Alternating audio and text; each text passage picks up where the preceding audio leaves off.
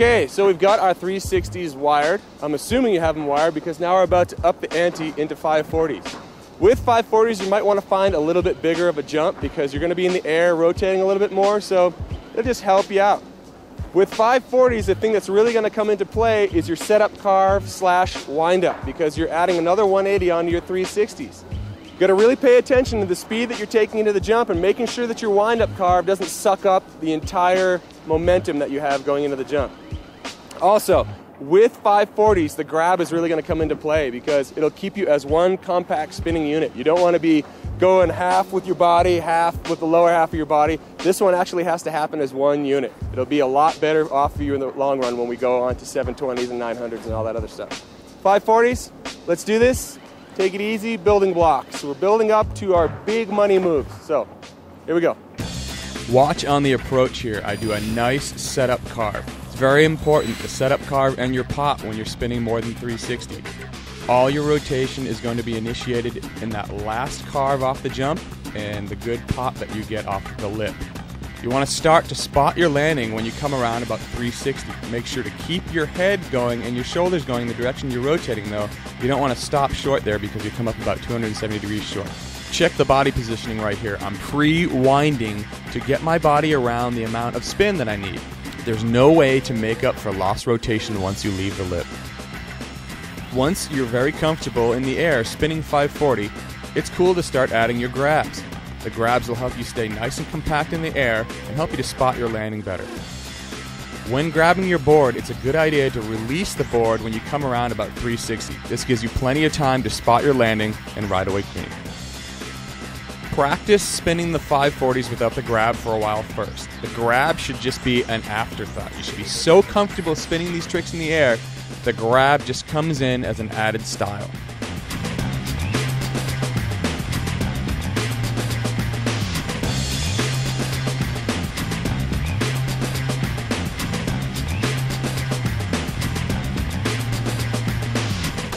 I'm pretty sure during the filming of this video, J2 did his first backside 540 off a park jump. So he's making the same mistakes that you guys will come across during your learning process. Right here we watch him, he's got the rotation, but he hasn't kept his body nice and centered. And he comes down a little bit over his nose. Right here, he's spotting it, but you know, he's a little apprehensive about getting the rest of the 360 around and comes down on his nose. I started to suggest that Two's grab his board. It might keep the arms from flapping around, and lo and behold, when he actually got his hand on the board, the thing came around perfectly for him. Stay relaxed in the air, get your hand on your board if you can, and you'll be a champion.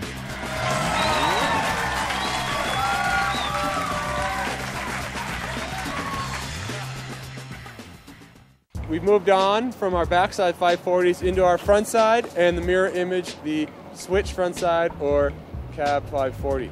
Things we need to talk about with the front side 540, number one, is your choice between toes and heels. I personally like to go off my heels. I think it helps me cheat the spin a little bit, helps me initiate it a little bit easier. I used to do them off my toes a whole bunch, but I don't know, things happen in the sport, things get cool, tricks come and go, so now I'm stuck doing them off my heels. Same with cab 540s. Cab 540s, you have the choice between your toes or heels. I'm going to explain how to do the heel side one because that's what I've done in the video. The toe side one is really similar to what you would have done in a frontside 360, but just exaggerating it into a frontside 540.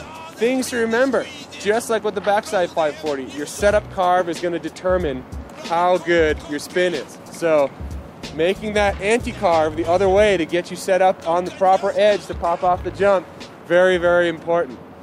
I'll be doing this trick off of my heel, so I'll initiate a toe side carve to set me up. Leaving the lip on my heel edge, I'll be throwing my weight in the same direction that my head is looking over my leading shoulder. It's my opinion that grabbing lean will help to drive you in the direction of your spin. Pop off of the lip, get your hand on your board, and release it when you come around about 360. This gives you plenty of time to square up and spot your landing. After you get comfortable getting this spin around, just grab the board wherever you're stoked on grabbing it. As long as it's keeping you nice and compact in the air and in control, it doesn't really matter. One of the most common problems with frontside 540s is the under rotation. Right here you watch me let go, but I didn't have the right pop off of the lip, and it caused me to land a couple degrees short. J2 right here, same thing. He didn't get good pop, and it caused him to get a little bit spastic in the air. You want your rotation to be smooth. You want your body to be working as one complete unit. That's where grabbing comes in. It helps to keep excess body movements down to a minimum. With solid pop and good rotation, you'll nail it every time. The switch frontside 540 is exactly the same as a frontside 540, except now you're thinking in reverse. You'll be leaving off of your heels from fakie. Be patient. Don't start your spin until you're at the lip of the jump. As with all spins, look in the direction you are rotating and stay centered and relaxed in the air. The secret to this trick is timing your pop off of the lip. Once you get your rotations dialed, start throwing a grab in. It may help alleviate any sketchiness or under-rotating problems you may experience.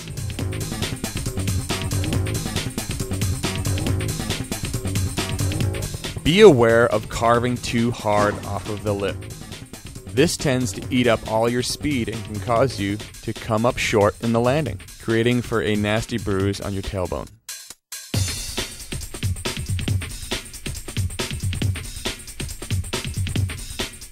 I've talked you through how to do frontside 540s and switch frontside 540s off of your heels. The reason I've done this is because I think it's a lot easier, once you get this trick wired, to start experimenting with moves like the corkscrew frontside 540 and the switch corkscrew frontside 540. These tricks can only be initiated from your heels, and they're pretty darn hot with the kids. Twos, what is the number one thing you can think of to give for advice on all 540s? Spin hard off the lip and keep looking. I see a lot of people in the park, like they get their 360 down, and then they relax and they bring their head back, and it kind of makes your body not work in unison.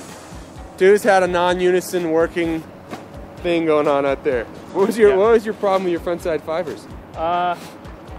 Well, I was going off my toes a lot and trying to spin really hard, and I would spin the beginning around, and then I would quit, and then I couldn't get the 5 around until I tried it so many times and my butt hurt so bad that I didn't want to land on it again. I forced one down there, and I'd like to thank you for not giving me one bit of help all day.